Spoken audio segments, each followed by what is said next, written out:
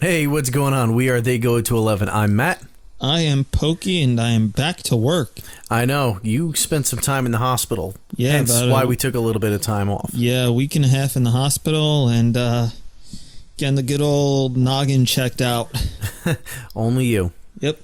Only you. And you know, it's... Guess what? What? They've come to the same conclusion. You're still crazy? Damn right. That's why I'm still doing this. All right. So this week, or over the last couple of weeks, we've been announcing kind of, what we're going to be doing. And you actually got some comments. Yeah, I've actually, I decided to go, kind of didn't want people telling you, but I revealed our topic tonight. Which is? We are covering the top 11 tragedies of music. The top 11 worst tragedies, yes. Okay. This is one of those ones where we've had a hard time trying to phrase the topic. It's very touchy. Yeah. We were originally going to record, and this is extremely, I don't know if you want to call it coincidental, funny, but we wanted to actually do that. Yeah, coincidental. But we wanted to originally record this a couple weeks ago, and it just so happened that it was September 11th. I was like, you know what? We're not recording something about, death and tragedy on September 11th. So we're just going to hold off on that for a few. And Pokey went into the hospital. And then you went into the hospital, and then that's it. But you're all better. You're back to normal. Yep. And as normal as normal can be. So basically what we're doing is we're doing the top 11 tragic moments that occurred in music history. Yes. Okay, that's the easiest. However you want to, as a listener, want to word that, feel free to. Yeah. Now, I posted this on Facebook, Uh-huh. and I got some hits back. Go ahead. So first, let me go with Ruby from Kansas. Ruby from Kansas gave her top 3 as the death of Whitney Houston, Interesting. the death of Biggie and Tupac, Okay. and the death of Michael Jackson. All right, so none of them rock and roll, but yeah, still tragic nonetheless. I can kind of throw Michael Jackson in there. Michael Jackson was, you could say he was cross genre at one point in time. Because you know what, I'm gonna drop a little bit of a bombshell. Mm-hmm. MJ's on my list someplace. Oh, good God! But we'll get there. Then we have George from Tom's River. George is from a little bit of a different time frame. Okay. So George's top 3 are the plane crash involving Leonard Skinner, Okay. the death of Janis Joplin, Okay. and the death of Jimi Hendrix. Okay. Now, George is also senior citizen age, so to him, these were the most memorable and what stuck out the most. Yeah. I can see myself kind of walking down that road a little bit. Yeah. And then we have Eric from San Diego. Yeah, San Diego. Eric used to be from New Jersey, so don't go hopping on your Charger wagon there yet. Anyway, This coming from a Raiders fan, but go on. Eric has number 3 being the Skinner plane crash, number 2 being the death of John Lennon, number 1 being the death of Dimebag Darrell. Okay. He wanted to include on there the recording and release of Saint Anger, but oh, Jesus. realized that this wasn't that kind of list. Okay. Fair enough. But, it's interesting, though, because you kind of see where everybody comes from. Yeah, I get that. I see where they're coming from. And knowing Eric is a metalhead, so you can definitely see I see where he's coming from. Yeah. So. All right. But those are the comments I got. Yeah. So now let's move on to, I guess, where we stand. Exactly. So since you're out of the hospital, you're feeling all fresh and froggy to get back into this. Ribbit. Number 11. Kick it off. A lot of these, we said tragic moments. Tragic moments doesn't necessarily need to be death. Somebody doesn't need to die to be tragic. So number 11, I have Rick Allen and the missing arm. Def Leppard. Yes.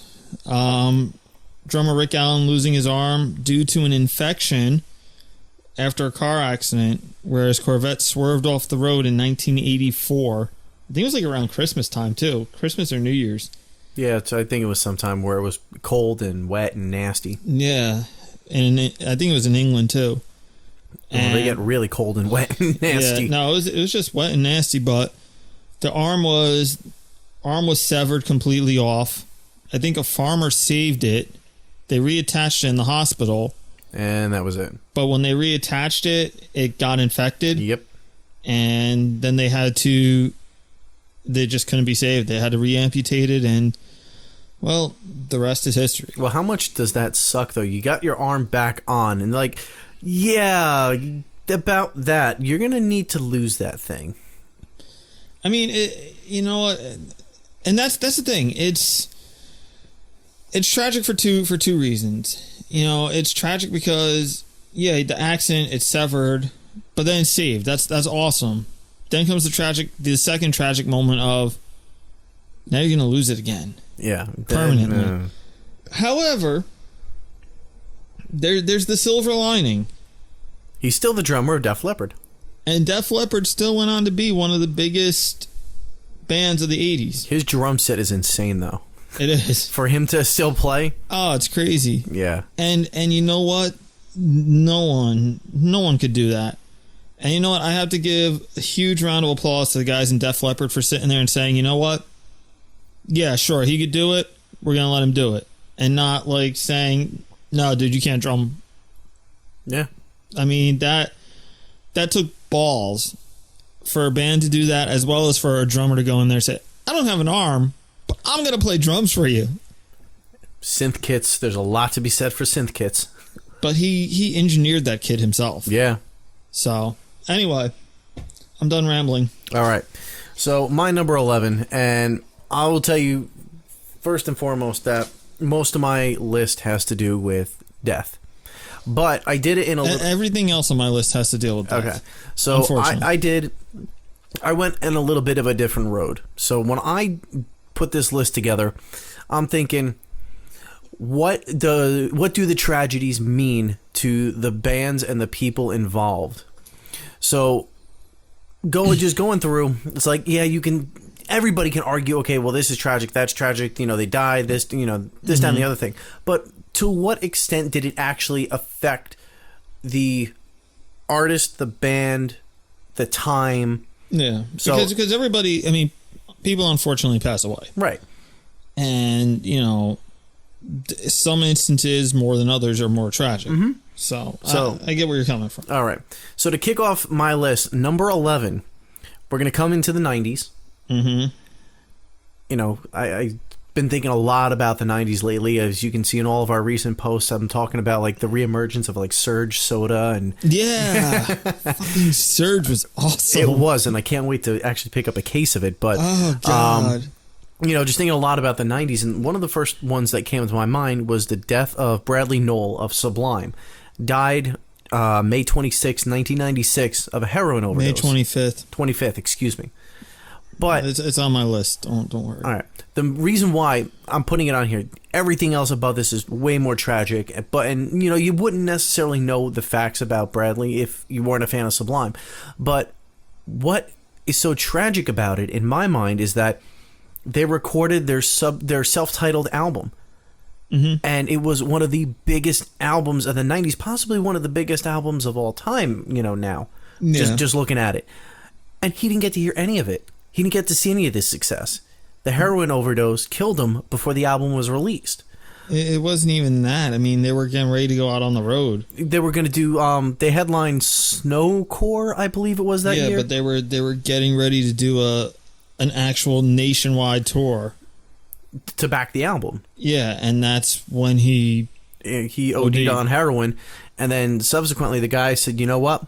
We don't want to carry on with Bradley underneath the name Sublime. And then they went dormant until Sublime last with Rome. year, a couple of years ago. He was Sublime with Rome. But, I mean, just not to be able to see your own success. I'll get into more details on that. Uh-huh. I have them on... Oh, you're cutting me off. No. I'm just... Normally, I'm very talkative and interactive here. Right. No, I understand. Yeah. So... Although, right. I'll save you some thunder. So, on to number 10. All right, and we could go on with your number 11 when I get to my number. All right. Whatever. Number 10. Lane Stanley. Yep. Lane Stanley. Okay. Again, drug overdose on April 5th, 2002. It's tragic, first off, because I can still tell you right where I was when I heard. I know that sounds really bad. No, not necessarily. I was on acid at the time. No. I was at a Shell gas station out on Valley Road over in Maplewood. South Orange. Okay. Yeah. Getting gas, and all of a sudden it came right across on K-Rock, and I'm like, holy crap. And it's like for the whole like weekend I was like immersed in Alice in Chains. Like I just couldn't believe it. But it's sad because it's tragic that he died. Mm-hmm. And you know what? Let me preface the rest of this list. It's tragic that all these people died. It's a tragic loss with all of them. Yeah. Here's where the tragedy is. The tragedy is, again, it was a drug overdose, heroin. I actually think it was coke. It was actually a mix. It was one of them. No, it was actually a mix. The tragedy of it all, though, is his condition. You know, he was 6'1". At the time of the autopsy, he was 86 pounds. Yeah. That's what happens when you're deep into that. Died on April 5th, 2002, according to toxicology reports. Wasn't found for 2 weeks. At the scene, and I actually saw photos of this online, they found coke, they found drug paraphernalia, they found spray paint, crack, all found within like arm's vicinity of him. And so you're not only talking like heroin, you're not only talking coke, you're not only talking, but spray paint, man. I mean, that's if he was huffing it. But what I don't understand is, and I'll get into this a little bit more higher up on the list, but when you listen to some of the music that they put out, mm-hmm. especially the song Nutshell, yeah, listen to the lyrics, and who in the right mind wouldn't say, hey man, do you need to sit down and talk about some stuff? He wrote that song about himself. Yeah. And for him to put this stuff out, and people are like, yeah, this is great, it's an awesome song. Do you realize what you're listening to? Do you realize the pain that this person is in? Like, could somebody reach out and try to help him? That's another thing. That's a lot of these tragedies on this list with the drug overdose. Like, think about what they're writing about when they put it out. That's them, man. Like, say something. It really is tragic. Like, that's the tragedy of it all. You would think, because you listen to a lot of these songs and they're downright depressing. They're sad. They're screaming like, help me.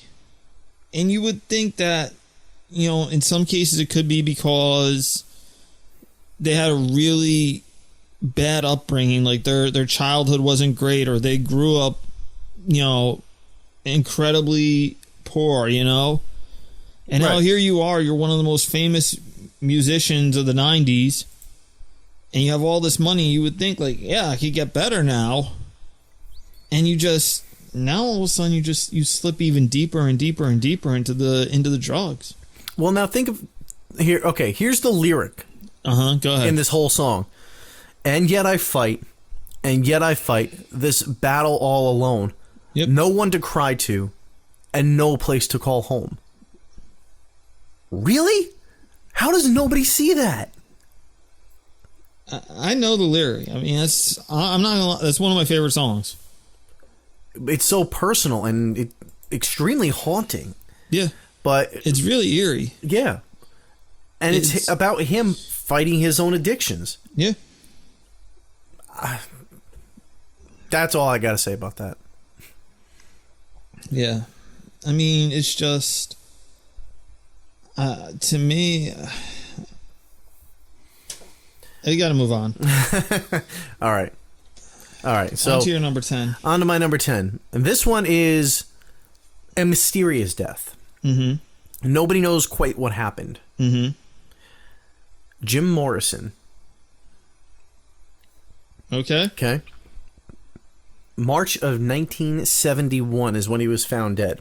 He's on my list. I don't have an exact date or exact details. Yeah. Because there are no exact details. People don't know what happened. So, he was in Paris, of all places, in 71. And, damn French. That's what happened. France. Excuse me. It was, July of 71, not March of 71. July 3rd, to be exact. But yeah, the Paris medical examiners, they didn't want to do an autopsy to find out what actually happened because there was no sense of foul play when he was found in his apartment bathtub in Paris. They didn't want to find out what happened.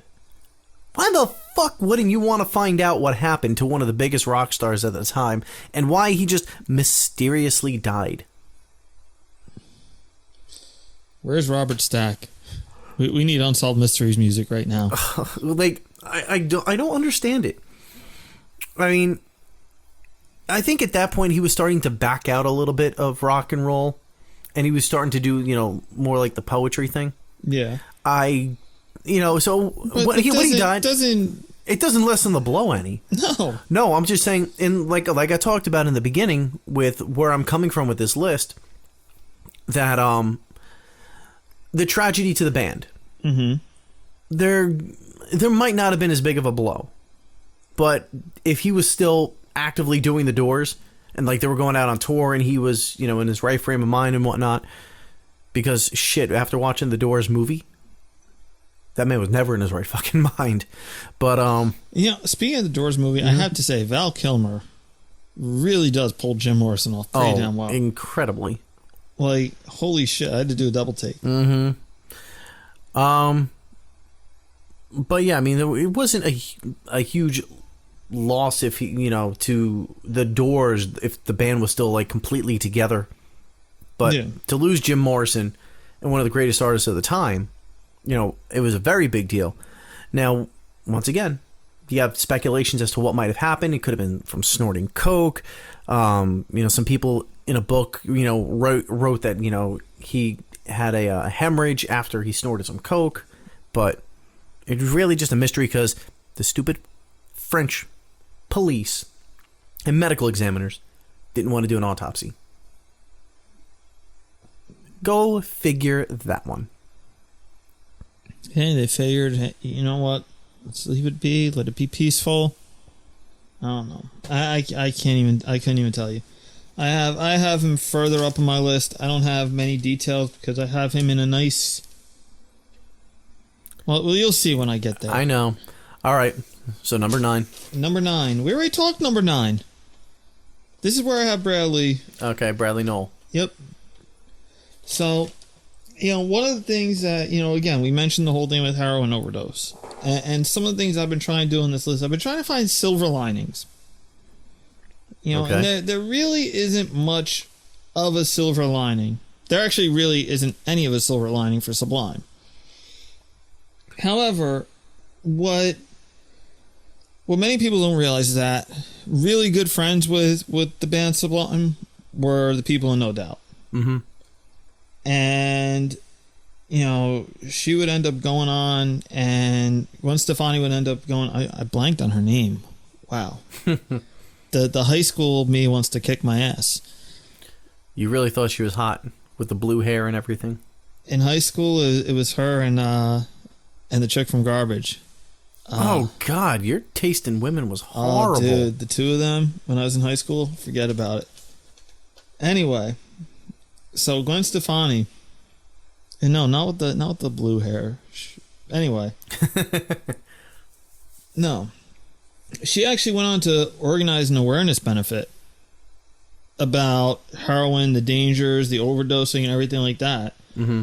So, it was, like you said, it was before Sublime's first major breakthrough. Mm-hmm. It was before their big tour even. Yeah, that's actually the album that they debuted on a major label. Yeah. And, and this was around the same time that No Doubt was actually starting to make their big breakthrough. And the whole thing kicks off, unfortunately, with this tragedy. But at the same time, to go and take such a tragic moment and bring awareness to others, I mean, to me, there's the positive side of it. Yeah, I can agree to that. And that's the one thing, like, there's so much that you can sit there and talk about. You know, he was found in his hotel room, you know, by the bass player. I think his name is, who was it, Bud? I think his bass player. I honestly don't know. Yeah. And paramedics were called. It was too late, you know.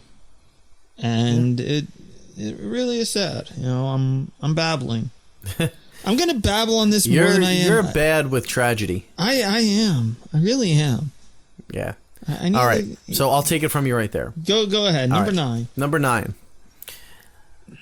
This is the first time that I've ever really seen a music community pull together when this happened. Number 9 is Dime. So Dimebag Darrell. Mm-hmm. And the gunshot that happened December 8th of 2004. So, in case you don't know the entire story of Dimebag Darrell and what actually happened, I'm going to cut you off real fast because I have this on my list. This is number 5 on my list. It's just that we're pretty much so good on these details with this that there's no need to save it. All right. So what happened that night in the club? And I forget, was it in Ohio? Yes. Okay. So what happened was Dime and his brother Vinnie Paul both playing in Damage Plan at the time.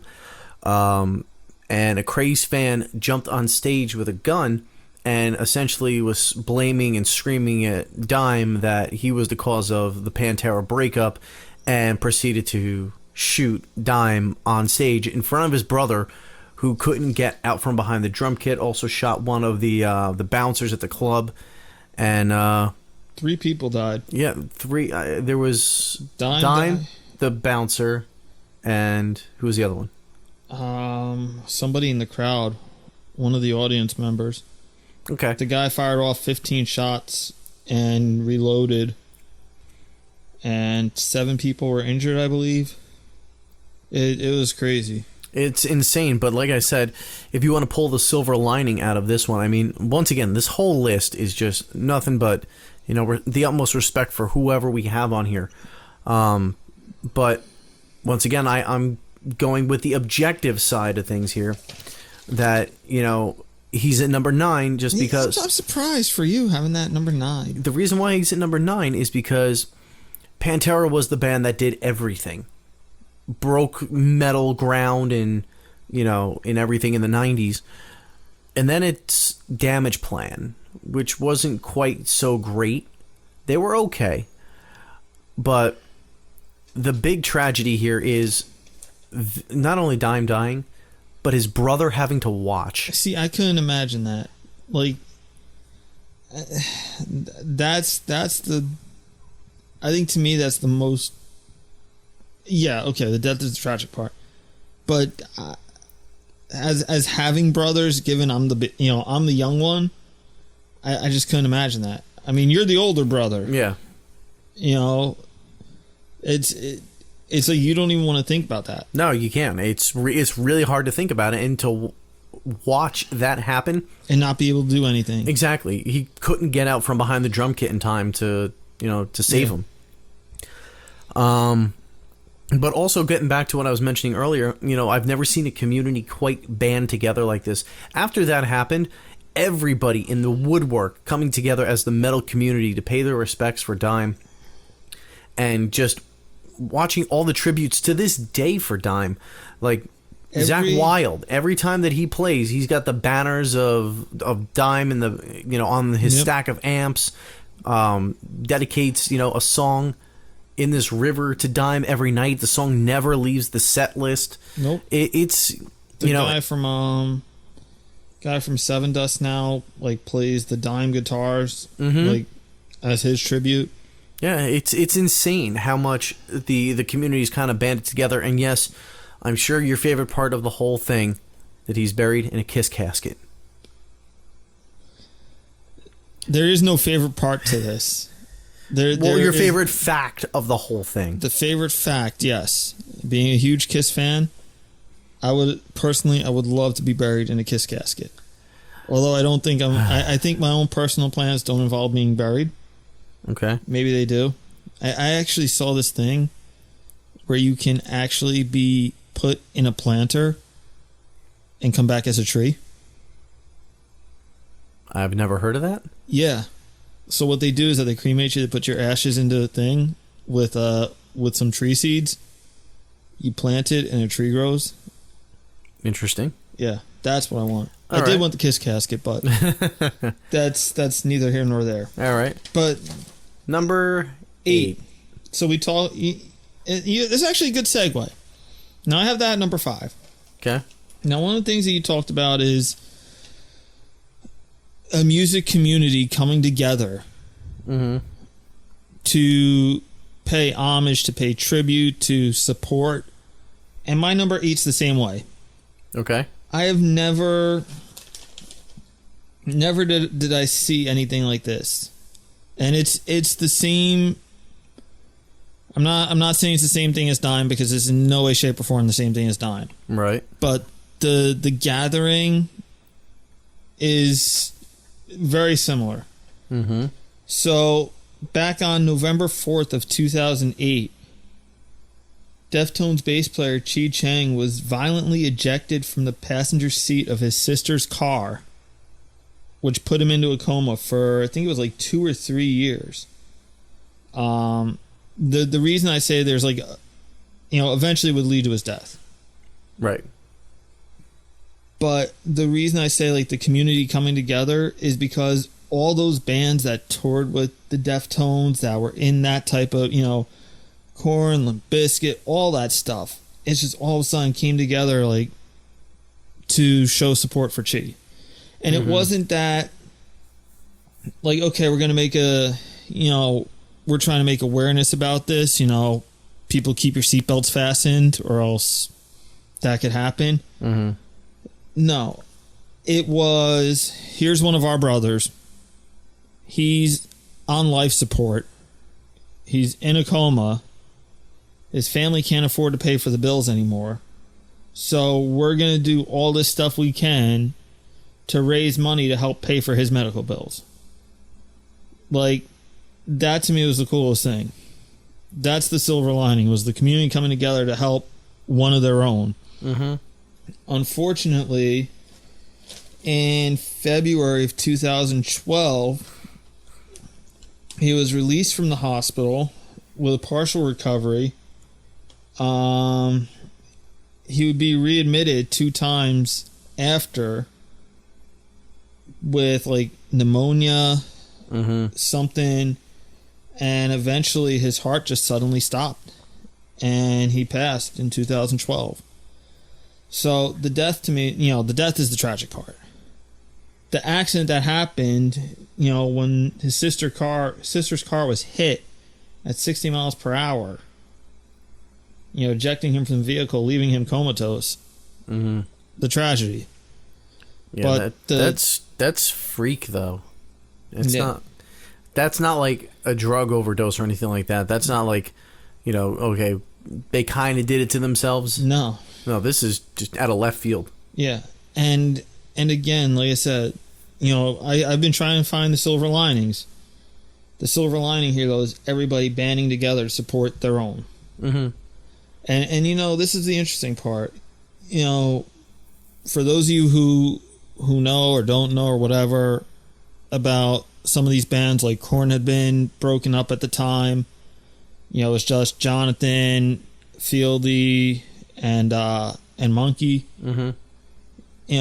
All of a sudden when it came time for this, Monkey and Head started talking. Fieldy started in on it. So now you have the 4 guys all back together trying to record something for this. You have the guys from POD. Guys who hadn't talked in years, all collaborating for one of their own. Yep. They actually put out an album for that too. Yeah. If I'm not mistaken. I can't remember the name of it. I think it was just they did a song for Chi. I know that. That's it. It was something along those lines. Yeah. I don't exactly remember, but I know that they did that. And I know it's, his loss was so... What happened, that whole thing was so hard on just even the members of the Deftones. Like, they stopped everything after the accident happened. Yeah, they were planning an album, and they said, you know what? Not without him. No, the album was like, I think it was just about to go into like finishing touches, and they didn't even master it or anything. Mm-hmm. They stopped. They took a brief hiatus. Then when it came, then they got somebody who had actually worked with them in the past. That's when they recorded the other album, something totally different. Yep. Whatever work they did with him was what they did with him. They didn't want, they didn't want to lose that. Mm-hmm. Moving on. All right. So my number 8. Exactly 24 years prior to the day, December 8th, 1980, Mark David Chapman really shot John Lennon. Really? Yep. Are you... No. You're serious? Swear to God. This is your number 8? Is my number 8. Are you fucking serious? Why? Really? Was this your number 1? This is like my number 2. Once again, I did this list in a little bit of a different way than you did. That's fine. I can't wait to see what else is on your list. Well, oh God. The reason why I have John... Address all the hate mail to him. I have Lennon at number 8 because, yes, John Lennon's death was like a national tragedy, both here and over in England. But think about if wouldn't that be international? International, excuse me. I'm thinking of just here, but anyway.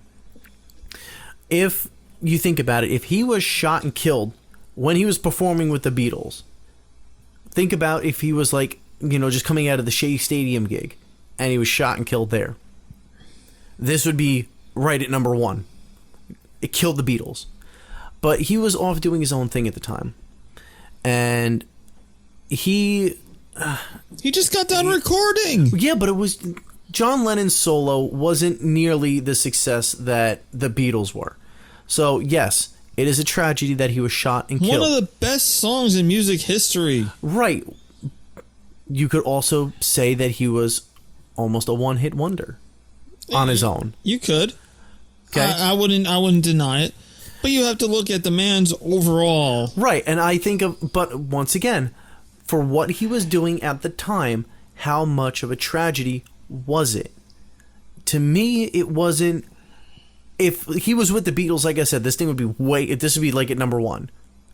But he's on his own, and he was in and out of retirement. He retired around. No, that's true. He retired around 75, and he came back around 1980 and started to record some more stuff.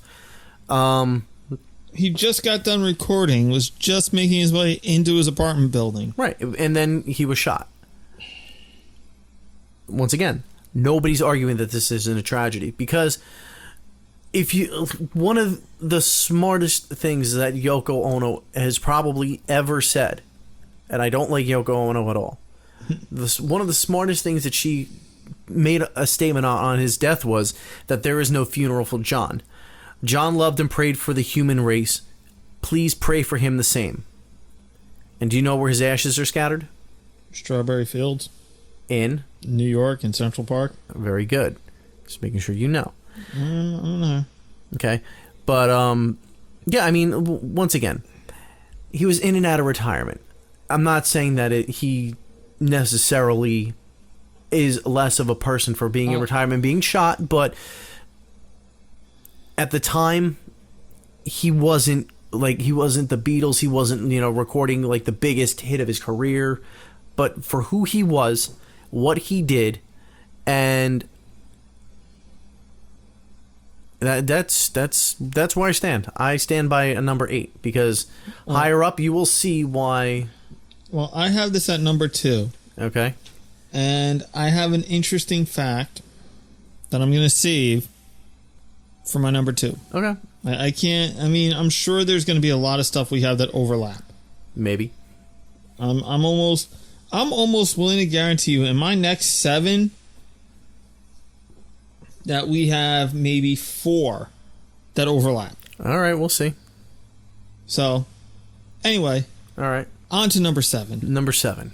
Go ahead. No, I know I said 7. Actually, before we go on to number 7, just really quick, in case you're wondering, Mark David Chapman, he is in prison 20 years to life, and he's been denied parole 8 times. I'm aware. Okay. That was not the fact. No, I'm just saying. Yeah. Because a lot of people are like, you hate John Lennon. No, I don't hate John Lennon. No, I actually like John Lennon. He's probably my second favorite Beatle. But besides the point. Besides who? Paul McCartney. Okay. So I'm a Ringo guy. You are a Ringo guy. I love Ringo. Come on, guys. Let me put a song on the album, guys. Come on. All right, fine. What'd you write, Ringo? Oh, I got something about octopuses in a garden under the sea. All right, I guess we have to let you put it on there. Anyway. Go on. No. So, I know I said 7. Yep. 7, maybe 9, depending on how you count. For a first in podcast history, I have a 3-way tie for number 7. I knew you were going to do something stupid like this. This is not stupid. Go ahead. There's a 3-way tie. Between? The death of Cliff Burton. Okay. The death of Randy Rhoads. Uh-huh. And the Leonard Skinner plane crash. Okay. Me being the big person that I am. Yes. I put the Leonard Skinner plane crash at number 7. All right. Well, it took you to put 3 at number 7 for us to and overlap. I'm gonna explain why. And then what I'll do is I will share the details of Cliff Burton. I will share the details of Randy Rhoads, and I will let you. And actually, here, you know what? I will give you the honor of talking about Leonard Skinner. Okay, well, hang on. I also have Cliff Burton at number 5. Okay. So then how about we do that? I'll start with Randy Rhoads. First, let me give my reasoning. Go ahead. So the 3 have a tie because the way that they all died was eerily similar. Okay. Okay. Well, all were on tour. 2 planes and a bus. All were on tour. Yep. All had members that died while the other members lived. Mm-hmm.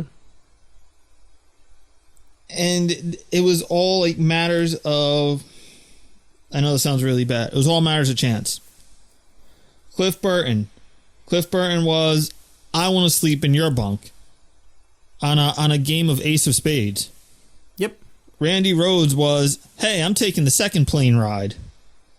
Leonard Skinner, it was just where you were in the plane. Well, actually, the funny thing with Leonard Skinner was that Aerosmith actually turned down the plane that Leonard Skinner took when they crashed because they didn't like the crew and how prepared they would have been for the flight. There we go. So now you just even strengthen my menage a trois of tragedy. Nobody has said menage a trois in more of a morbid fashion than you just did right there. But anyway, so let me start with Cliff Burton, since I thought you were going to start with Randy Rhoads. Randy Rhoads. That's right. You have Cliff Burton.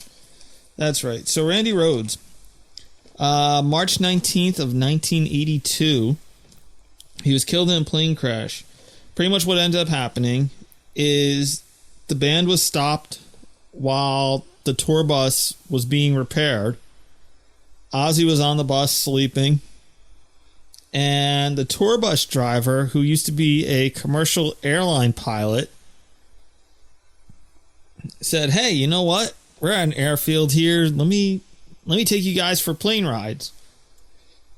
So, first plane ride, he took the keyboardist and somebody else. Second plane ride, throws the makeup artist in there and throws Randy Rhoads in there. And then they get this crazy idea, hey, you know what? Ozzy's sleeping on the bus. Let's try to buzz the bus. So they're doing flybys, trying to buzz the bus. And on the third pass over, they got so close it clipped the wing right off the plane. Plane goes spiraling out of control, slams into a tree. Rhodes and the pilot go flying through the windshield, and the plane crashes into the garage of a mansion and just ignites. He wasn't a very good commercial airline pilot. If you're now driving a bus, no. And nobody thought that would be a good idea. And nobody, and that's the thing, he didn't even have permission to do it. It's just, no, you know what? We'll just take the plane. We don't care. Yeah. And here's the worst part. You know, it could have been avoided so many ways. Don't do it. It could have been avoided by not doing it in the first place. It could have been avoided by let's not buzz the bus. Let's not wake Ozzy up. You know, and you want to know Randy Rhodes' last words were to Ozzy? Ozzy, who was like shit-faced drunk at the time. Mm-hmm. You better be careful, or else you're going to kill yourself. Yep. Yeah, I remember that. I can't believe it. All right, so I'll talk a little bit about Leonard Skinner and the plane crash. All right, go ahead. All right, so because you seem to have more details on this than I do. All right. October of '77 is when they released the Street Survivors album. Now, they were just coming up at the time. They already put together a whole list of songs that were, huge by today's standards. Freebird, Give Me 3 Steps, Sweet Home Alabama, Give Me My Bullets Back, just to name a few. And then they released Street Survivor. Well, 3 days later, October 20th of 77, their plane went down. Their plane went down because the pilots did not fully fuel the plane. They were going from, I believe it was, from South Carolina to Baton Rouge. Yeah. That is not a long flight. Not at all. That's probably an hour and a half to 2 hour flight. I didn't think it was that they didn't fuel the plane. I heard there was like mechanical failure and the fuel leaked or something. No, apparently the plane ran out of fuel toward the end of the flight, whatever it was. How do you run out of fuel on a trip that short? So Aerosmith, I guess, was right in saying that, hey, you know what? We're not going to go with you guys. But yeah, I mean, they attempted to land, but the bottom of the plane clipped some trees, and then the aircraft went down. So killed were Ronnie Van Zant, singer, Steve Gaines, the guitarist, another vocalist, Cassie Gaines, and the assistant road manager that was out with him at the time. The pilot and the co-pilot were killed. Now, the other band members and the road crew all suffered terrible injuries. The only person, there's 3 people who could walk away far enough to actually get some help and bring it back were the drummer and 2 of the other crew members. So you had 3 people dead in Skinner from this, and everybody else is like horrible injuries. Now, on my list, why I have this at number 7 is because, yes, huge tragedy for Leonard Skinner. A big deal. 3 members of the band died. But the band continued on. Yeah. They're still continuing on today with 1 original member, but they're still going on. So while it wasn't crippling to the band, they're starting a trend on my list where the band is on, but because of when the tragedies occurred, the bands were very big at the time. Yeah. So that's how I'm starting to move up my list now. Okay. Now, I'm going to save Cliff. You say you have Cliff at number 5. I have Cliff at number 5. So we'll save that, but know that he's in my number 7. All right. So to recap, my number 7, Cliff Burton, Randy Rhodes, Leonard Skinner. Okay. All right. So on to number 6 now. So, since we just talked about plane crashes, might as well talk about another plane crash. Go ahead. And the day the music died. Okay.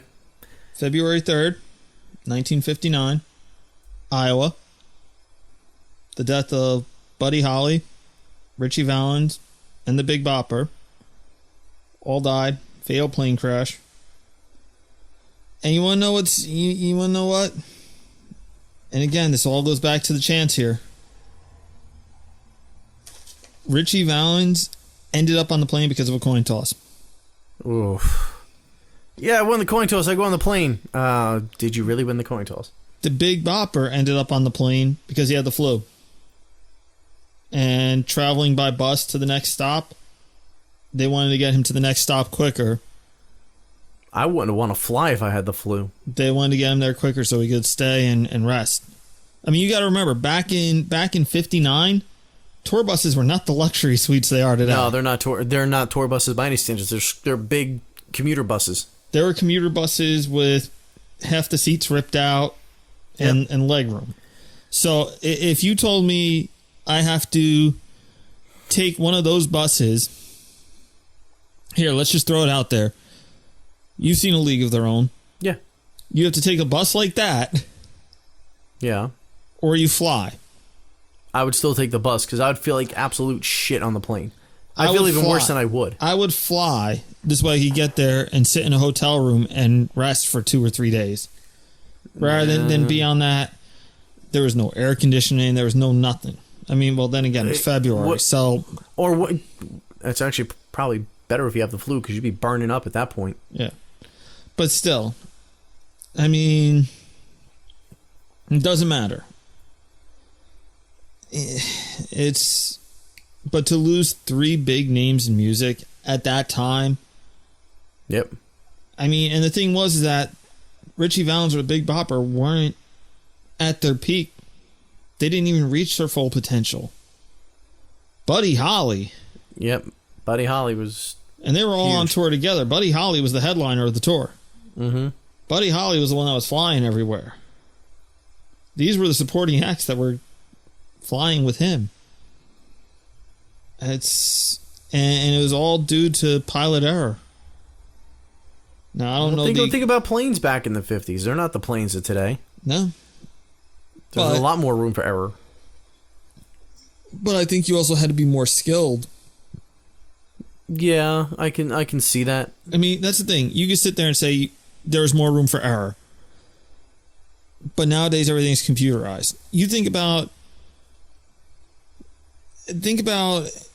you know, when you learn think about learning how to drive now. Mm-hmm. If you learned how to drive in a brand new car today, half of these things you don't need to pay attention to your mirrors because the car beeps if you're too close to something. You see a little warning light pop up. You didn't have that back in the 50s. I mean, It's the same thing with you had to know how to fly. I mean, you're right. There was more room for error, but you really had to know what you were doing. But still, there's still a lot more room for error. So, yes, you had to know what you were doing. And if, you messed up in the least, forget it. Yeah. And that's what happened. But, I mean, it was so impactful. Is impactful a word? Yeah. So impactful that, I mean, there's even a song about it. Yep. And it's just... you go on. I still have yet... You are terrible. I have yet to tragedy. figure out a way to segue. I really have yet to figure it out. It's like you're getting all choked up over there. I am. I really am. All right. We're going to go from planes to helicopters. Wait. See here. Helicopters. I should know this one. Go ahead. Wow, really? Did I get you? You don't know this one. No, I think I do, but I just can't. August 27th, 1990. The helicopter accident involving Stevie Ray Vaughan. Yeah, you did get me. All right. So on the morning of August 26th, Vaughan actually told his band and crew members about a horrible nightmare that he had. Mm-hmm. And it was at his own funeral, and he saw thousands of people mourning. Yeah, it's kind of weird considering that later on that day into the next morning on August 27th, is actually when his helicopter went down, and he was actually out on tour with Clapton at the time. So Stevie Ray Vaughan, he's coming up in the the blues and the southern scene, and the plane that he was supposed to get on, actually, the seats that were taken up mostly by Clapton's entourage. It was supposed to be Stevie Ray Vaughan, his brother Jimmy Vaughan, and his wife. And since Clapton's entourage got on the helicopter, he really wanted to get to the next venue ahead of schedule. So he's like, can I just go ahead and get on the plane? And they were like, yeah, go ahead. And then, lo and behold, the plane departed, and there was like very dense fog, and the conditions were horrible for flying at the time, and they crashed into the side of a 300-foot high ski slope about a little more than a half mile from where they took off from, and nobody actually was aware of the crash until the helicopter just didn't show up the next morning. So, wow, yeah, it's weird to think, Stevie Ray Vaughan, if he just waited with his brother and his wife, what would have happened? What would have, become of the rest of his career? What happens if Clapton's entourage doesn't get on the chopper? On the plane? Chopper. Helicopter. Okay. Then you have Stevie Ray Vaughan, Jimmy Vaughan, and his wife all dead. It's weird when you think about it like that. Yeah. Or what happens if he just didn't want to get to the venue ahead of time? That's, you look back at most of these and it's like, what if? Yeah, what if this didn't happen? But, all right, so that's Stevie Ray Vaughan at number 6. Number 5. Number 5 for me was Dime. Okay, so go ahead, talk about Dime a little bit, because I know you wanted to. No, actually, you finished up with Dime? Yeah, Dime. We pretty much had. Dime was one of those ones that we pretty much talked all the details about when you brought him up. Okay, I thought you might have had a little more. No, actually, I really didn't. Okay. There's not really much more to say. Okay. Well, actually, no. You know what? There is one thing, and I read this recently. One thing I read recently was that, despite all of this, I know that apparently the asshole who shot him, said that it's all Dime's fault, all that other stuff, and everything like that. Mm-hmm. I think it was Vinnie Paul recently said that that there's been like no bad blood or anything between him and like Phil Anselmo. I think I know what you're referring to. Yeah. I think he said that he's finally come to terms with everything. Yeah. And that's the thing. So and I meant to like write that down on my notes, and I just totally didn't, but here it is all these years later. What is it now? It's 10 years? Yeah. This year in December it's going to be 10 years. 10 years. And I don't think no one should blame Phil at all for. No, nobody should blame anybody in this situation. No, it's nobody's fault. But it's good to know though that here it is 10 years later, and that at least you have the members of the band talking again. Mm-hmm. Yeah, but they said that no Dime, no Pantera. That's our respect. I wouldn't expect to see it. I mean, the only thing that I could say that would be acceptable in that situation would be if you got all the members of Pantera back together, plus Zakk Wylde, mm-hmm. and you did a tribute to Dime. One final big tribute to Dime. All the members together with probably, his best friend, and all in his memory. See, the only time that I would think it acceptable to see them play together again is if Pantera goes into the Hall of Fame. I honestly, if they go into the Hall of Fame, great. But do the performance with Zach. I think that they should just do it on their own. It shouldn't be for any, corporate thing. It shouldn't be for going into a Hall of Fame. It should be done just because they can do it. And just because it's right and they know it's right. That's my stance on it. Well, don't bring any stupid award show into this. But it's good to know though that they're at least talking again. Yeah. Anyway, You're number 5, Cliff. Yep, my number 5 in Cliff. September 27th, 1986. The day that Metallica would no longer be Metallica. They've even said it, that it hasn't felt right since Cliff is gone. And Metallica always had a problem, finding bassists. Found Cliff, and Cliff was it. He's on the top lists, inside of the top 10 of the best bassists of all time. That's unheard of for anybody, in the metal thrash community, to be considered a great bassist. Yeah. And he is. But the bus accident, there's a lot of speculation as to what happened on the bus, or what happened to the bus, or how Cliff was actually killed. Some people say, and this is according to James Hetfield, but once again, James and the guys at that time weren't exactly the most sober of individuals. So saying that he flew out of the bus when the bus tipped over and the bus fell on him, they lifted the bus with a crane, and the bus fell again on Cliff and killed him. I mean, that's... I don't know. I don't know if that's the 100% truth. I believe it. I believe that the bus accident is what killed him. I don't think that the bus was pulled off of him and dropped on him. I believe it. Why do you believe it? Because, first off, you have to think of it like this. He's sleeping in a bunk. The way the bus was, this thing was like taking a school bus and making it a tour bus. This was like ghetto rig bus, to all accounts of the bus.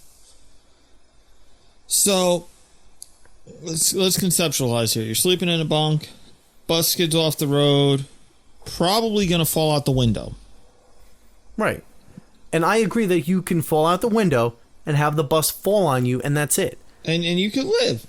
Because technically the bus doesn't topple on top of you necessarily. If you're falling out the window, the bus rolls over, there's 50-50 chance here. You might be severely injured. But now we're going to get the bus off of you. Now we get a crane. There has to be, for them to get a crane, there has to be some thought. Like, he's alive. Like, we know he's alive. Why would you go get a crane in the middle of the night? Okay, let's put it this way. If the bus fell on you, there is a very slim chance after the accident that you are going to be alive. Okay? To go get a crane, the bus accident could have been that bad that they needed a crane to get the bus out of the ditch or ravine or wherever the hell it was. But think of the amount of time it's going to take from where you are on a highway to get a crane to that location. In that time, if you're bleeding, you're going to bleed out. And that's going to be it. So by the time that the crane gets there to lift the bus, and oops, the crane happened to drop the bus, I don't think he was alive at that point. So I don't think that that's what killed him. I think it's the accident and the resulting trauma of the accident in which killed him, not the bus falling on him in the dramatic fashion that James Hetfield is portraying it to be. I don't think that that's the case. Wow. Once again, they weren't the most sober of individuals. On to number 4. Number 4. You might hate me for this. I got that grin on my face. That evil grin. Go ahead. That I'm gonna piss you off grin. The 27 Club. Jesus Christ, really? Oh, you're damn right. You are... Oh, my God. Why can't you just pick one thing? Because they all kind of rank in that same area. Okay. Go on. the 27 Club, mainly Hendrix, Morrison, Cobain, Joplin. Mainly the big four. But to recent, let's. All right, here I'll say this. Let's throw the newest member, Amy Winehouse, in, but I don't think she ranks up there with those four. But I'm sticking to the primary four. Okay, so I'll tell you this: Hendrix is number 4, Cobain is number 2. Okay. So let's start out with. I'll let you talk about Janis Joplin because I don't know much about her death. I don't know much about her death either. Then how could you put this in there? Because it's all about the impact that they had. First off, let's look at the artists themselves. Let's look at what Janis Joplin did. She was the first big name. Actually, I shouldn't say big name. She was the first big female voice for rock and roll. Yes. Hands down. I will agree. No one has that type of voice. No one has that type of voice to this day. Nope. I'll agree to that. She wasn't my favorite, but I will definitely agree to that. You can't, and I'm right there with you. You know that when she comes on, though, when you hear her voice, you're like, holy shit. Like, it commands attention. Absolutely. I agree. You know, Hendrix. Okay. Hendrix, nobody plays a guitar like that. No, nobody will play a guitar like that ever again. He sets the standards. Everybody wants to be him. And he OD'd on sleeping pills. Once again, in my opinion, Jim Morrison. Jim Morrison. I mean, nobody writes like that. No. Nobody performed.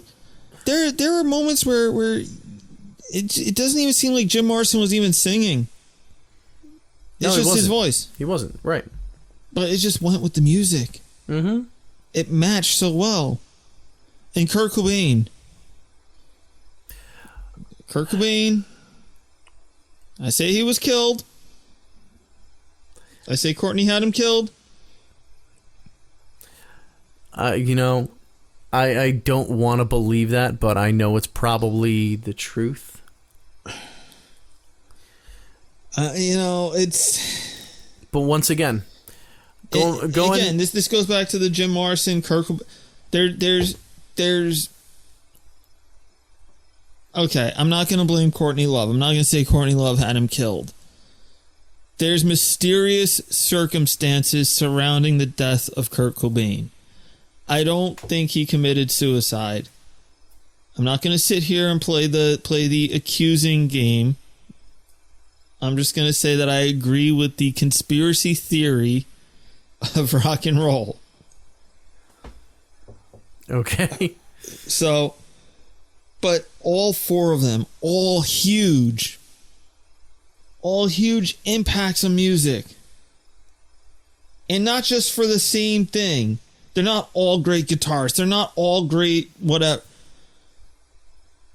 They're all impactful in their own individual, unique talent. And no one else can touch that talent.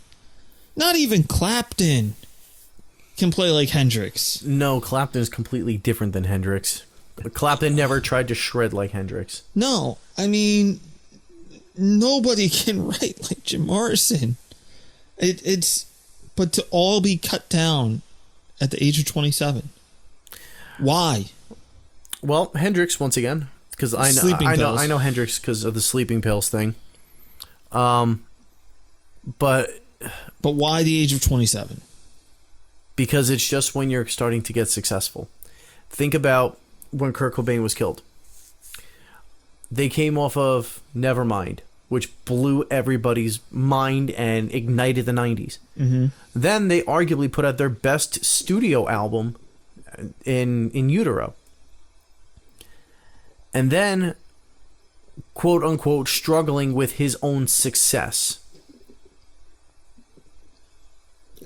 Then you got the shotgun. Hendrix just OD'd on sleeping pills. You can say he kind of did it to himself. You could kind of say that,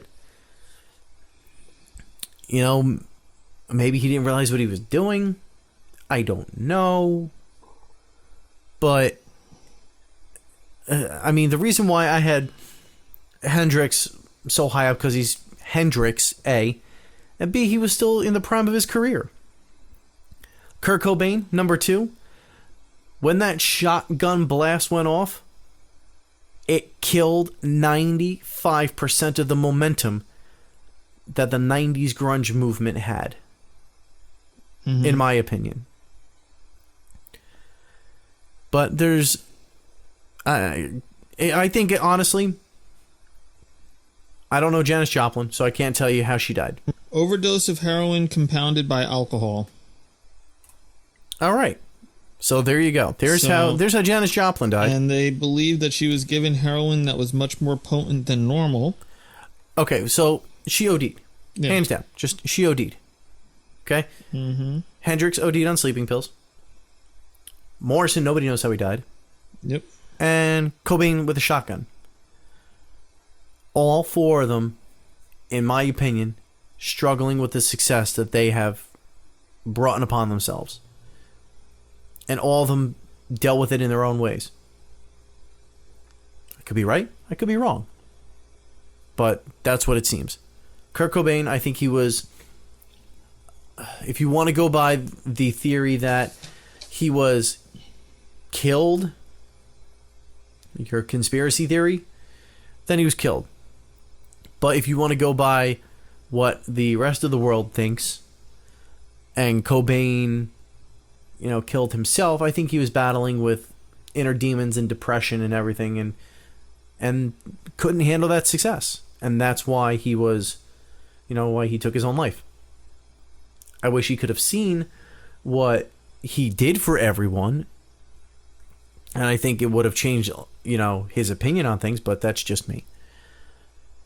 All right, so now that we've thoroughly fucked up my list, what's your number 3? Yes, number 3. Number 3, I have another one of those ones where it's... Are you going to tie more people? No more ties. I promise you, no more ties. I have another one of those ones where it's mysterious circumstances. All right. This, I have the death of Michael Jackson. All right. So... You know my feelings on Michael Jackson. And listen, I get the feelings. It's one of those things where you can look at Michael Jackson 2 ways. You could separate the musician from the speculation. And the only reason I say speculation, there's been... When I was in high school, don't get me wrong, I was that person who heard all these accusations against Michael Jackson. I'm just like, you know what? The guy's a sicko, the guy's a perv, all this other stuff. Nothing was ever proven. Nothing was ever proven. You listen in his death, you listen to child celebrities who were continuously around him, and it just wasn't the person he was. There was no physical evidence that he ever did anything of any harm to anybody. So whether or not he did it or not, we'll never know. Or whether it was just somebody trying to get money out of him, again, we'll never know. But let's look at what we do know about Michael Jackson. Hands down, musical genius. You can't just, you sit there and say for pop, you say it for rock. For taking pop and rock and fusing them together by taking artists like Eddie Van Halen and incorporating them into his own music, by taking other unknown artists like Orianthi and saying, hey, you know what, you're going to be my touring guitarist for this tour, and there are parts of the show it's all about you, not me. To realize the talent in your musicians more than yourself, that's huge. Without Michael Jackson, I don't think Justin Timberlake would have had a good solo career. You really are the Johnny Cochran for Michael Jackson, aren't you? Listen, I'm stating the facts. I'm just going straight off by facts. Okay. Here's the controversial part. Cause of death, cardiac arrest. That's the official cause of death. However, his personal physician spent, I think it was like a half hour, 45 minutes, treating him before even calling paramedics for cardiac arrest. There's like controversy whether or not his personal physician actually killed him in trying to save him. So that's where the controversial part is. That's where the mysterious circumstances are. I don't know if you ever heard this. I don't read the Star tabloids. It's not the Star tabloids. He actually faced charges for it. Like straight up legit faced charges. But what people didn't know is like he was preparing for a comeback tour. Preparing for after the tour to go do one last album or one more album. But at the same time to get himself, he was out of the spotlight for so long, or out of for so long to get himself in shape. He was like on so many different pills. I don't want to say drugs, because as soon as you say he was on so many different drugs, like you're thinking like the illegal kind, but he was on so many different types of, whether it be steroids or whatever it might be, to just help himself get through. And, had a personal physician, and it just eventually compounded into cardiac arrest. I mean, it's just the timing of it was horrible. If the glove don't fit, you must have quit. In all seriousness, you're trying to make your big comeback and you die. I mean, I don't know. Or was murdered. One of the two. You died. It wasn't, murder, death, same thing. Either way, you passed away. You're no longer physically on this earth. Okay. All right. So let's jump on over to my number 3 here. Yeah, what's your number 3? This is one of the most bizarre ways that you can ever die. And it's also the day that the biggest band in the world died. September 25th, 1980. John Bonham choked on his own vomit. I didn't have that on my list. Because you did it wrong. I didn't do it wrong. That's what you do wrong with all of your ties. You throw all these people together. No. You hope to jam pack your list with all these people, and then you forget one of the biggest ones. I don't know. You don't like Led Zeppelin, so you keep forgetting to put them on your lists.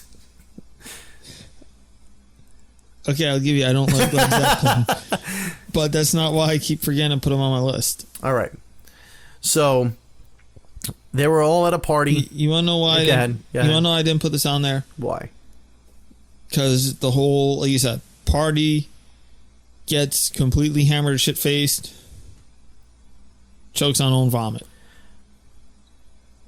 But that doesn't matter, though. It's okay. The tragedy's there. Okay. Anyway, go on. Okay. So, so now I really can't argue with you that this is just like an OD. The whole thing is just like an OD. Okay. So, Bonham was picked up by Zeppelin's assistant, and they wanted to go out to attend rehearsals for the upcoming tour that they were going to do. During the journey, Bonham wanted to stop and get some breakfast, where he drank 4 quadruple vodkas. So that's 16 shots of vodka. Then he continued to drink heavily after he arrived at rehearsals. And then they stopped rehearsing later in the evening. And then they went to Jimmy Page's house. And, they still continued to, party and drink a little bit. And then after midnight on the 25th, he fell asleep. So they took him up to bed, laid him on his side, and they found him dead the next morning. He was 32 at the time. So a ridiculous amount of drinking led him to choke on his own vomit. And shortly thereafter, he died. They didn't want to go on. That was it. See, but here's the thing. It's not that they didn't want to go on because, okay, without John Bonham, we're incomplete. Yes. That was exactly it. They've gone on record as saying many a times that he was, like, the drummer's the backbone. He was the literal backbone of the band. The way that he played the drums, you as a drummer should appreciate what John Bonham did for drumming. No, I do. I mean, watching him perform, like, I'm surprised that there was a drum kit that could hold him playing. No. He was incredible. I'm not. I have nothing against him. I don't know why I never got into Led Zeppelin. It's just one of those things where, you know, again, you think about it, and you know, people always want to see the reunion and Page, Plant. You know, it's, I don't know. And you're right. Doing the whole choking on your vomits like an overdose. Well, in the case that he was drinking like a freaking fish the entire day. Yeah. And that doesn't help. But it's just, stop. If you didn't drink so much, what would Zeppelin be doing now? Also, to go on with that, they actually just wrote a very simple letter at the very end, saying that we wish it to be known that the loss of our dear friend and the deep respect that we have for his family, together with the sense of undivided harmony felt by ourselves and our managers, we have come to the decision that we cannot continue as we were. And they just signed it Led Zeppelin. And that's it. So, with his death came the death of the biggest band in the world. That was number 3. Number 2 for me. Go ahead. We already discussed was John Lennon. And I said that I was gonna throw in my fact. So, Mark David Chapman. Oh, was that the David that you didn't know? You didn't know that was his middle name? Really? No. Or is that? We haven't gotten there yet. All right. So yeah, that earlier that day, or earlier that evening, John Lennon actually autographed a copy of Double Fantasy for him. Really? Yeah. Wow. Double Fantasy being the album that was just yeah. So earlier that day, before Lennon went and recorded, guy standing outside his apartment building with the album, pulls out that Sharpie, signs it, goes away, records, comes back.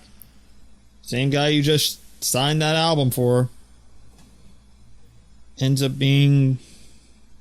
I mean, I can understand if Lennon was a dick and didn't sign it, but what the hell? and again, the mind is baffled. Yeah. You know how many conspiracy theories surround that one too, right? There's conspiracy theories around everybody who died. Yeah, but you know there's like a shitload that surround that. You know, not like the Kurt Cobain stuff. Right. This is more governmental, but we won't get into those. All right. I think those are a little far-fetched and out there. I don't believe any of those. No. Those are a little cuckoo. Yeah, pretty much. So, my number 2 we already talked about, in Kurt Cobain. Yes. Also going by the name of Kurt Donald Cobain. Oh, you didn't know that? I didn't know that was his middle name. Oh, yeah. So, yeah, we talked about number 2. So, we are on to the number 1s. The number 1s. I'm grasping the edge of my seat here, thinking maybe, just maybe, we have the same number 1. Possibly. If my number 1 is not on your list, then you did this wrong. By all, go on. Freddie Mercury. Yes. Okay, I was about to say, if you didn't have Freddie Mercury on your list, then you did this fucking wrong. No, this is number 1. This is I think the most tragic out of all of them. It's tragic, but I also put it at number 1 for a completely different reason. Okay. I put it on there because a couple of reasons. At number one, for a couple of reasons. Mm-hmm. Number one, the impact he had. Yep. Number two, something that was the cause of his death out of his control. It was okay. It was for the lifestyle that Queen led. They were the big before big. They were the overindulgent before overindulgence was popular. But who knows where he got it from? Yeah. But the point of the matter is that it's something that, it's not like, okay, yeah, you died of a drug overdose. Yeah, you died from drinking. Yeah, you died from a plane crash. Yeah. He could have died because he liked sex. But that's the thing. There was nothing, the cause is sad. Yes, I will agree. All right. Then the condition that he was in when he died. He was also very secretive about the whole thing. Yeah. It wasn't like he was all open and, I have AIDS, I have this, I have that. He was very, very secretive about his condition. He didn't tell people officially until it was pretty much too late. Till 2 days before he died. Yeah. Anyway, let's get into the details here. Okay. All right. So Freddie Mercury died. I think it was November 24th, 91. Am I right? Am I right in saying that? 11/24/1991. I believe so. I believe that was the date. I got so many dates on my freaking list here. Yeah. Anyway, so he passed because of AIDS. Yes, November 24th of 1991. Yeah. I don't know if you want to say complications of AIDS or no, he died of AIDS. Yeah. But also more importantly, he was the first major rock star to die of AIDS. Yep. But he kept it very private. He was actually diagnosed officially around Easter time of 87. There was speculation around 1986 because he started to get blood work done and start to get tests done frequently. Right. But it didn't really unofficially, privately, Easter of 87. But to protect those who were close to him, his family, everything like that, he kept it very private. About 6 months before he died, he stopped taking his medication. Yep, he wanted to just get it over with. Yeah. Now, and the other thing too is he started losing his vision. His condition was he was bedridden. His weight, the whole thing. Yeah. The reason why, and yes, you hit it pretty much. Queen was one of the biggest bands in the world, and then this happened to Freddie Mercury. I took it the other way. All that considered. However, this was a milestone for the history of AIDS. Because now that you had somebody who brought awareness to the public, with his death, that he had AIDS, now the world stood up and took notice. And in April of 92, the remaining members of Queen, they founded the Mercury Phoenix Trust, and they also organized the Freddie Mercury tribute concert for AIDS awareness. Yeah. So it celebrated the life and the legacy of Freddie Mercury, obviously, and it raised so much money for AIDS research. Millions of British pounds that went in, that they took in because of the concert. All for AIDS research. So, and then also the people that came out to perform for this. This isn't just like, we get a few people here and there. They got Robert Plant, Roger Daltrey, Extreme. They were big at the time. Elton John, Metallica, David Bowie, Annie Lennox, Tony Iommi, of Black Sabbath if you don't know, Guns N' Roses, Elizabeth Taylor, George Michael, Def Leppard, Seal, Liza Minnelli, and via satellite, those fucking pricks in U2 that didn't show up. What assholes. But you would think. Do you know something here? Oh, I'm sorry. That just got my goat. Okay, that's. You know I'm a country music fan right now. Uh-huh. You know I listen to a lot of country music.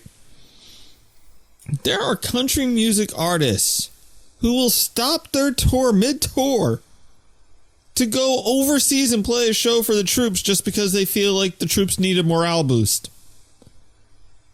So let's rewind to 1992. U2 being one of like the biggest bands at the time. And you can't stop what you're doing to go play a friggin' charity show for AIDS? Are you fucking kidding me? For Freddie Mercury, nonetheless? Are you on... Seriously? Yeah. Bono, you're an asshole. The concert was broadcast live to 76 countries and had an estimated viewing audience of 1 billion, with a B, people. Wow. Now, even if you were the most shallow of shallow human beings and you did it strictly for the publicity of being in front of 1 billion people over 76 countries, why wouldn't you take that publicity? You phone it in via satellite. For those of you who can't see right now, I'm shaking my head in disbelief. I'm the only one that has the pleasure of seeing you shake your head. Yeah. But yes, that was the main reason why I had Freddie Mercury at number one, because not only was his death extremely tragic, but because of the tragedy came such a positive, not message, but a positive outcome. Mm-hmm. Everybody else who died on this list, they died, they, were, buried or cremated or whatever. Yeah. And yes, it was a tragic thing. But to have AIDS come to the forefront, and to this day, I'm sure that this concert has such a huge impact on the research in AIDS that who knows if it would have jump-started the way that it did were it not for Freddie's death. No. And that's the thing. You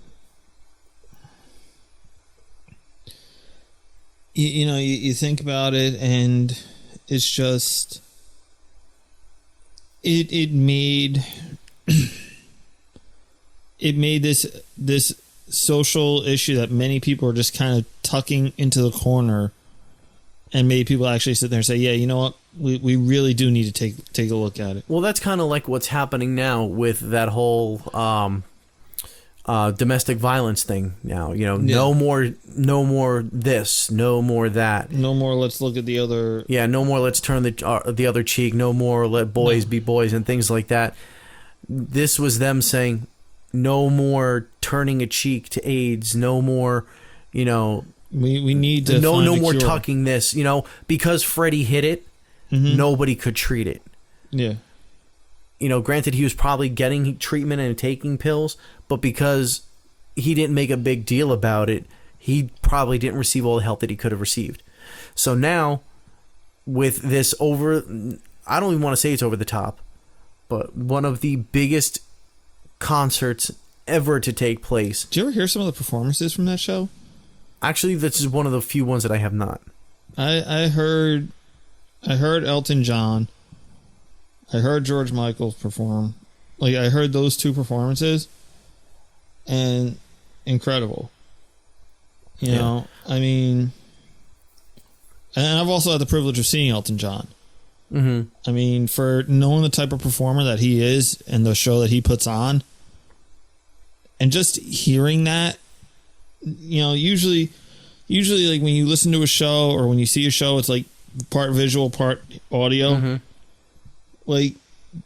To just hear his performance, you get that visual, mm-hmm. and you can realize the impact. But the two of them were just so powerful. Yeah, there's no other thing in my mind that could have been number one. No, not at all. No way, shape, or form. I might have. You know what? If you had this in your top two, I would have been okay with it. If your number had to be number one, this or I could, if you would have flip flopped this, and this to me was number one, hands down. Mm-hmm. If for some strange reason you had this and John Lennon number 1 and number 2 and you flip-flopped, okay. But I still don't understand why the hell you put John Lennon all the way. Once again, because of the approach that I took. Anyway, well, yes, but definitely Freddie Mercury number 1. Yeah, had to hands down be number 1. Yeah. All right, so let's go ahead and let's rewind 11-1. Go ahead. All right, so number 11, drummer Rick Allen from Def Leppard losing his arm. Number 10, the death of Alice in Chains lead singer frontman Lane Stanley. Number 9, Bradley James Noel of Sublime died in his hotel room of a heroin overdose. In 2012, February 2012, the death of Deftones bassist Chi Chang. That was my number 8. Number 7, the first three-way tie in podcast history. The deaths of Hopefully it's going to be the last. Don't worry, I'll try to find a way to do a 4-way. No, probably not. I think 3 is enough. You already did a 4-way. I don't consider that a 4-way. Yeah, it is. I don't consider it a 4-way. No, it's just because it's got a cute name tied to it that you don't consider it to be a 4-way tie. Damn right. Anyway, so number 7, the deaths of Cliff Burton, Randy Rhoads, and the Leonard Skinner plane crash. Number 6, the day the music died. Number 5, the death of Dimebag Darrell. Number 4, and this is what Matt is getting at, the 27 Club, better known as the deaths of Jimi Hendrix, Jim Morrison. Thank you. My this hospital thing is like getting to me, man. better known as the deaths of Jimi Hendrix, Jim Morrison, Kurt Cobain, and Janis Joplin. And just the 4 of them with the impact that they had on music in their own ways. Number 3, the death of Michael Jackson. Number 2, the death of John Lennon. And number 1, Freddie Mercury. All right. So my 11-1, Bradley Noel of Sublime. At number 11, the heroin overdose. The mysterious death of Jim Morrison because the French coroners don't want to find out what the hell is going on. Dimebag, number 9, with the attack on stage on December 8th of 2004. John Lennon at number 8 being shot by Mark David Chapman. The Leonard Skinner plane crash in October of 77 at number 7. Number 6, the helicopter accident Stevie Ray Vaughan from August of 1990. Number 5, Cliff Burton, the bus accident September of 86. Number 4, Hendrix ODing on sleeping pills September of 1970. John Bonham choking on his own vomit at number 3, September of 1980. A lot of deaths in 1980. Yeah. Kurt Cobain at number 2 with the shotgun self-inflicted conspiracy theory that you're going on in 94.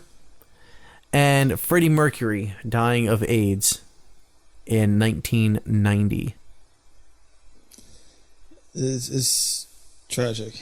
That's all I can say. Yeah, and this, once again, this list in no way, shape, or form is to say that somebody's death is more important than anybody else's death. This is the reason, once again, I will state the reason why I did my list this way is because I needed an objective factor.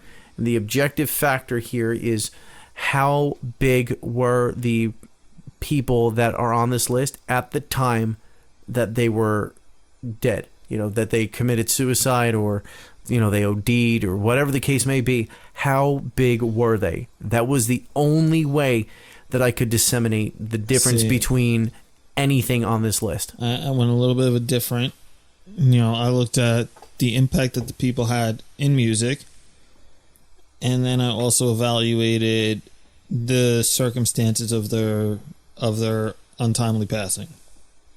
So, for instance, if somebody died of a drug overdose versus, a plane crash, doesn't. Either way, they're all tragic, and nobody deserves to be lost. I think this is that point of the show where we're better off just jumping off of this topic. Yeah. And this is one of the most awkward lists that we ever had to do, to be completely honest. I think that we're done with it, and I don't want to end up having to revisit it. No, this is one of the lists that it's kind of put to bed where it is. We're not going to go back and redo this list by any stretch of the imagination, because you can't.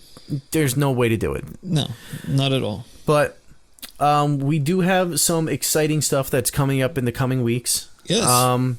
We are working to better get our podcast out to more and more people. Once again, for you listening to this, thank you very much for listening. We always appreciate it when you take the time out of your busy schedule to listen and, download us onto your iPod and take us wherever you go. So a big thank you to anybody who has been listening. If it's your first time listening, hey, you know what? We got a whole bunch of other podcasts. Yeah, if this is your first time listening, go back and listen to the other podcasts. Yeah, because they're a lot more. This is a little bit morbid. This is a morbid podcast. No, we have a lot more fun ones. I wouldn't want this to be my first. No, I wouldn't want this to break my cherry. Yeah, but once again, thank you for listening. And like I said, we have a bunch of exciting stuff coming up. More ways for you to check us out. By the way, do we know what we're going to end up doing for the next podcast? No, it's a surprise. You know what they can do? What can to find do? out? What you can do is you can log on to our official Facebook page, and we are at facebook.com/theygo to11. So spell out everything. And when you're on there, like us, because throughout the week we will start posting maybe some clues, maybe like what Pokey did this week. He dropped Pokey's he dropped actually what we were doing, and he asks for your opinions. So you know what? Pokey give us a like on Facebook, and you'll be in the know. Yeah, I like to make your voices heard. By the way, I want to know who's going to be number 50. Who will be the 50th person to like us? That's what I want to know. As a matter of fact, I'm going to throw it out there right now. Go ahead. The 50th person to like us gets to name their own topic. Okay. I thought you were going to say like a t-shirt. Do we have t-shirts? No, but they're very easily to get printed. I'm not buying... No. I don't have a t-shirt for myself. Well, then we can get 3 t-shirts. One for me, one for you, and one for number 50. Yeah, but then we got fans like Eugene who want us to do this freaking podcast naked. Well, then we get an oversized t-shirt. Enough with the t-shirts. All right. I'd rather get coffee mugs. There you go. That'll work too. Whoever's the 50th person to like us, you get to pick your own podcast topic, and we'll mail you an autographed Solo cup. Is it going to be a red Solo cup? Maybe. All right. No, in all seriousness, though, we'll let you pick the podcast. Yeah, absolutely. And also, you know what? If you pick it, make sure that you give us your top 11 of whatever that list is. And then, you know what? We'll include your list on the show. Sounds good. So, once again, like I said, we got a whole bunch of really cool stuff that's going to be coming up. I have many more ways that you're going to be able to hear us in the future. So, just keep your ears locked on that for a little while. But in the meantime, your typical ways that you're going to, find us. Obviously, hit us up on Facebook. We have our official website, theygo to11.wordpress.com. Also, don't forget to email us, theygo to11, spell it all out, at yahoo.com. We are on SoundCloud. So if you just search for us on SoundCloud, you'll be able to find us on SoundCloud. And, like I said, with the Twitter thing, I think I've pretty much figured out how to use Twitter. We just need more followers on Twitter. So we are at theygo to11. Just spell out everything once again. And that's pretty much it. So cool. Until next time, I'm Matt. I am Pokey. And we are Theygo to 11. Oh, wait. What? I've been trying to figure this out here. Have you had any ties at all? Have I had any ties? Yeah. I think maybe one. One. In all, what is this, number 12 for us? Yeah. I'll put it up. Like, I'll just put it up and just say, okay, this is what it is. I'm not going to tie people unless I really can't make a decision. All right. Anyway. All right. So I'm Matt. I'm Pokey. And we are They Go to Hospital. And we are They Go to 11. Turn it up. We'll talk to you next time.